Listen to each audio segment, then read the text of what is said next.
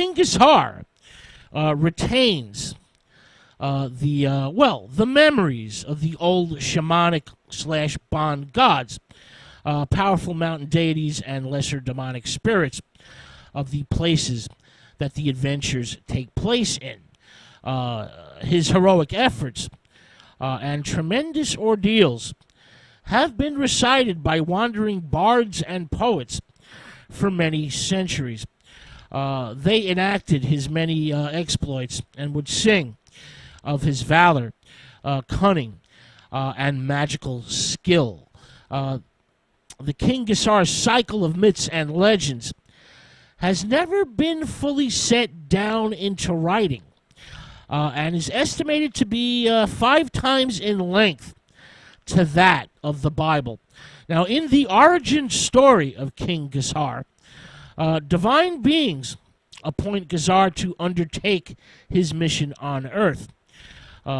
This happens when an old woman who is embittered by bad luck and the loss of her 3 sons, they die. Well, she becomes angry at the gods and curses all deities and all religions. The 3 sons of the angry old woman are destined to become demonic monsters in their next incarnations. They will pose a great threat to the balance and harmony of the entire human race.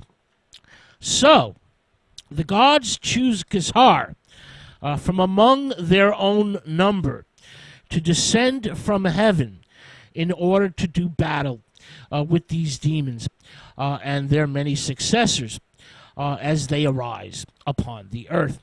Gesar is at first unwilling to do what the other gods ask of him.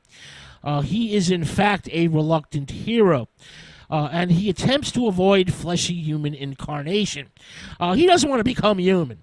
Gesar makes a series of impossible demands. For example, Gesar asks that his father must be a god and his mother a snake demoness known as a Clu. He also wants an immortal horse that can fly and speak all languages, human and animal alike. Gesar also insists upon a magnificent saddle encrusted with jewels, as well as a helmet, armor, sword, bows and arrows of divine manufacture. He also demands strong and heroic companions. His wife must be of divine beauty. She must be so beautiful, in fact, that all who see her will instantly and willingly enlist to fight in her service. His uncle must also be a clever strategist in order to enable Gesar to win every single battle. And last but not least, the gods in heaven must watch over him and protect him and come to his aid whenever he calls upon them. These many conditions are all met, so Gesar has no choice, no alternative, but to incarnate into flesh. He must become human and begin his earthly mission. Gesar's birth is heralded by many good omens, and he springs from the crown of his mother's head from a white egg that is marked with 3-eyed shaped spots.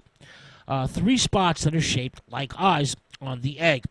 Gesar actually arrives on Earth with 3 eyes, but his terrified mother quickly plucks one of them out. The unusual child matures at an accelerated rate and is pledged to restore order and harmony. The young Gesar is filled with many appetites and sometimes becomes sidetracked with wine, women, and song. He sometimes forgets his mission on Earth